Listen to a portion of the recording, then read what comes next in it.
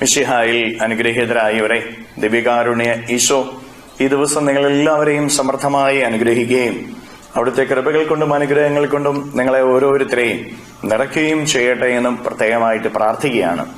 വിശുദ്ധ യോഹന്നാന്റെ സുവിശേഷത്തിന്റെ 3-ാമത്തെ അധ്യായത്തിന്റെ 14 മുതലുള്ള തിരുവചന ഭാഗങ്ങളില് എന്തിനാണ് പിതാവായ ദൈവം ഈശോയെ ഈ ലോകത്തിലേക്ക് അയച്ചത് എന്നും ഈ ലോകം എങ്ങനെയാണ് ഈശോയിലൂടെ രക്ഷ പ്രാപിക്കേണ്ടതെന്നും പഠിപ്പിക്കുകയാണ്. പിതാവായ ദൈവം ലോകത്തെ സ്നേഹിക്കുന്നുണ്ട്. ലോകത്തെ തന്റെ ഏകപുത്രനെ നൽകാൻ തക്കവിധം സ്നേഹിക്കുന്നു. ഈശോ മിശിഹായെ പിതാവായ ദൈവം ലോകത്തിലേക്ക് അയച്ചത് ഈ ലോകത്തെ രക്ഷിക്കാനും അത് ലോകത്തെ സ്നേഹിക്കുന്നതുകൊണ്ടുമാണ്. ലോകത്തെ സ്നേഹിക്കുന്ന എന്ന് പറഞ്ഞു കഴിഞ്ഞാൽ എന്നെയും നിങ്ങളെയും ഒക്കെ സ്നേഹിക്കുന്ന പിതാവായ ദൈവം നമ്മൾ ആരും നശിക്കരുതെന്ന് ആഗ്രഹിക്കുക. നമ്മൾ ആരും തിന്മയില് ഇല്ലാതായി തീരരുത് എന്ന് പിതാവ് ആഗ്രഹിക്കുന്നുണ്ട്. പിതാവിന്റെ ഇഷ്ടം നമ്മൾ ഓരോരുത്തരും സന്തോഷത്തോടെ രക്ഷയിൽ ജീവിക്കാനാണ്. നമ്മൾ ആരും ശിക്ഷിക്കപ്പെടാനോ നാശത്തിലേക്ക് പോകാനോ പിതാവ് ആഗ്രഹിക്കുന്നില്ല. അതുകൊണ്ട് തന്റെ ഏകപുത്രനെ തരിക. ഇനി ഇതിൽ കൂടുതൽ നമുക്ക് തരാനില്ല. അത്രമാത്രം നമ്മളെ സ്നേഹിക്കുന്ന പിതാവ് തന്റെ പുത്രനെ നമുക്ക് രക്ഷകനായിട്ട് നൽകുകയാണ്. പുത്രനെ രക്ഷകനായിട്ട് പിതാവായ ദൈവം നൽകിയിട്ടുണ്ട്. പ്രിയപ്പെട്ടവരെ, നമ്മുടെ ജീവിതത്തില് ഈ രക്ഷയുടെ അനുഭവം സ്വീകരിക്കുവാനായിട്ട് നമുക്ക് സാധിച്ചിട്ടുണ്ടോ എന്ന് നമ്മൾ ഓരോരുത്തരും പരിശോധിച്ച് നോക്കണം. രക്ഷയുടെ അനുഭവം നമ്മുടെ ജീവിതത്തിൽ സ്വീകരിക്കണമെങ്കിൽ നമ്മൾ ഓരോരുത്തരും തിന്മയിൽ നിന്ന് മാറി നന്മയിലുള്ള ഒരു ജീവിതം നയിക്കണം.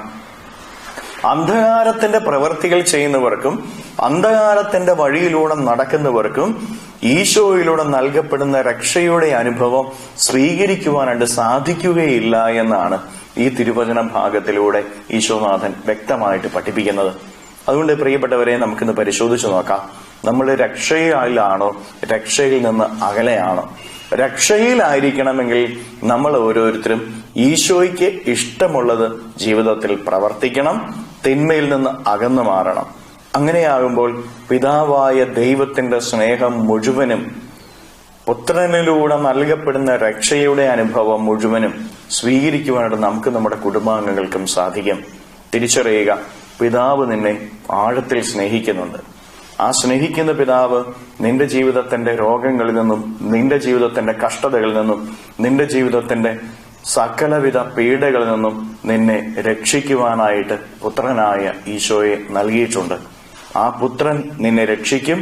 നീ തിന്മയിൽ നിന്ന് അകന്ന് നന്മ ചെയ്തുകൊണ്ട് വിശുദ്ധിയിൽ പ്രാർത്ഥനയുടെ ആഴത്തിൽ ദൈവത്തിലുള്ള ആഴമായ വിശ്വാസത്തിൽ ജീവിച്ചാൽ കരങ്ങളെ യാചനയോടെ പിടിച്ച് നമ്മുടെ ജീവിതത്തെയും ജീവിതത്തിന്റെ ആഗ്രഹങ്ങളെയും സ്വപ്നങ്ങളെയും എല്ലാം ഈശോയ്ക്ക് സമർപ്പിച്ച് നമുക്ക് സ്തുതിക്കാം. ഹല്ലേലൂയ. ഈശോയെ നന്ദി. Hallelujah, hallelujah, hallelujah, hallelujah, hallelujah, hallelujah, hallelujah. കർത്താവ് ഈശോയെ മക്കളെ ഓരോരുത്തരെയും സമർപ്പിക്കുന്നവരെ ഓരോരുത്തരെയും അനുഗ്രഹിക്കുകയും ആശീർവദിക്കുകയും ചെയ്യണമേ. ഇവരുടെ ജീവിതങ്ങളെ അനുഗ്രഹിക്കണമേ, ആശീർവദിക്കണമേ. അങ്ങയിലൂടെ നൽകപ്പെടുന്ന രക്ഷ ഇവരുടെ ജീവിതത്തിൽ നിറയട്ടെ, ഇവരുടെ കുടുംബത്തിൽ നിറയട്ടെ, ഇവരുടെ അധ്വാനങ്ങളിൽ നിറയട്ടെ. അങ്ങ് ഇവരുടെ കൂടെ ഉണ്ടായിരിക്കണമേ. അങ്ങ് ഇവരെ സഹായിക്കണമേ, സംരക്ഷിക്കണമേ, പരിപാലിക്കണമേ. ഈശോയെ ഈ ദിവസത്തെ സകല കാര്യങ്ങളെയും അങ്ങ് ആശീർവദിക്കണമേ. ഇവരുടെ ജീവിതത്തിൽ നിന്ന്, ഇവരുടെ കുടുംബത്തിൽ നിന്ന്, ഇവരുടെ അധ്വാനങ്ങളിൽ നിന്ന് സർവ്വവിധ തിന്മകളെയും ബന്ധനങ്ങളെയും പിശാചിന്റെ ഉപദ്രവങ്ങളെയും നാരകീയ ശക്തികളെയും ദിവികാരുണ്യത്താൽ ബന്ധിച്ച് നിർവീര്യമാക്കി നരകാഗ്നിയിലേക്ക് അട്ടിപ്പായിക്കുന്നു.